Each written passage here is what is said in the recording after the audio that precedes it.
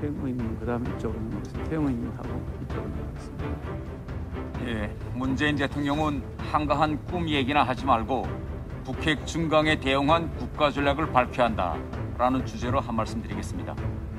미국 역사상 최장기 전쟁이었던 아프가니스탄 탈레반과의 20년 전쟁은 1975년 4.20에서의 옥상 탈출 그 자체였습니다. 그러나 현재 우리가 주목해야 할 것은 현 시점에서 김정은이 무슨 생각을 하고 있을까라는 점입니다. 김정은은 20여 년 동안 계곡에 의지하여 미국의 온갖 제재와 군사적 공격을 이겨내면서 끊임없이 미국을 흔들어온 탈레반이 드디어 미국을 철수시키는 모습을 보면서 앞으로 20년 정도 핵으로 미국을 계속 흔들면 한반도에서 미국을 철수시킬 수 있을 것이라고 확신하고 있을 것입니다. 지난 6일 중국 외교부장 왕이는 북한이 핵미사일 실험을 중단했으니 한미연합훈련을 중단하라고 해묵은 쌍중단 카드를 다시 꺼내 들었습니다. 이것은 한국에게 북한의 핵 보유국 지위를 받아들이라는 노골적인 협박입니다. 그럼에도 불구하고 문재인 정부는 침묵했습니다. 탈레반이 카불에 입성하면서 정부의 무조건적인 항복을 요구하던 그 순간 김여정은 한미연합훈련을 중단하지 않으면 선제 공격 능력을 계속 강화해 나가겠다고 협박했습니다.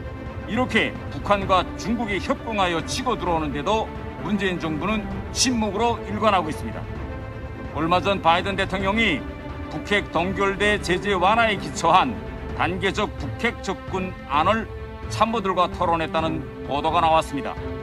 지금 국제공동체가 북한에 가하고 있는 제재는 핵 미사일 실험 자체에 대한 제재가 아니라 핵 능력 증강에 대한 대응이고 핵을 포기하라는 압박입니다. 따라서 제재 완화는 단순한 핵 미사일 실험 중단이 아니라 이미 완성된 핵 능력의 감축이 검증되는 조건에서 완화되어야 합니다. 미국 레이건 대통령은 신뢰하되 검증하라고 했습니다. 검증이 없는 단순한 동결에 기초한 제재 완화는 북한을 핵 보유국으로 인정해주는 것이며 우리 정부가 결사적으로 막아야 할 접근법입니다. 그럼에도 불구하고 문재인 대통령은 8.15 광복절 경축사에서 끊임없이 한반도 평화를 꿈꾸고 평화와 번영의 통일 한반도라는 꿈을 포기하지 말자고 호소했습니다. 지금 국민들은 대통령으로부터 한가하게 꿈 얘기를 듣자는 것이 아닙니다. 바이든 대통령은 이번 아프가니스탄 철수 이후로 미국은 국익이 없고 싸울 의지가 없는 나라를 위해 전쟁을 하지 않는다고 하였습니다. 우리가 그저 흘려보낼 말이 아닙니다. 지금 국민들은 대국들이 우리 어깨 너머로 자기만의 국익을 우선시하면서 검증 없는 북핵 동결에 기초한 제재 완화로 움직이지 않는지 그에 대한 문재인 정부의 입장은 무엇인지 궁금해하고 있습니다. 문재인 정부의 한반도 평화 프로세스는 북한의 핵무장을 강화할 시간만 벌어준 속빈 강정이었다는 것이 이미 판명되었습니다. 문재인 대통령은 이제는 제발 김정은에게 비핵화 의지가 있다는 꿈에서 깨어나 핵을 가진 북한에 어떻게 대응할 것인지 구체적인 국가 전략을 제시해 주기를 바랍니다. 핵무기를 보유한 북한 앞에서 핵 문제를 우회해서 항구적인 평화로 갈 수 있는 길은 없습니다. 내일 21일부터 성김 미 국무부 대북 특별대표가 한국을 방문합니다.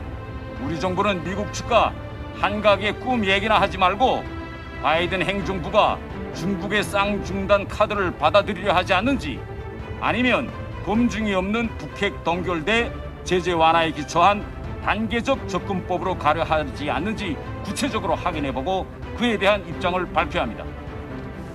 잘했습니다. 여러분 잘 신청하셨나요? 그러면 구독 쭉, 좋아요, 알람 쭉 눌러주십시오.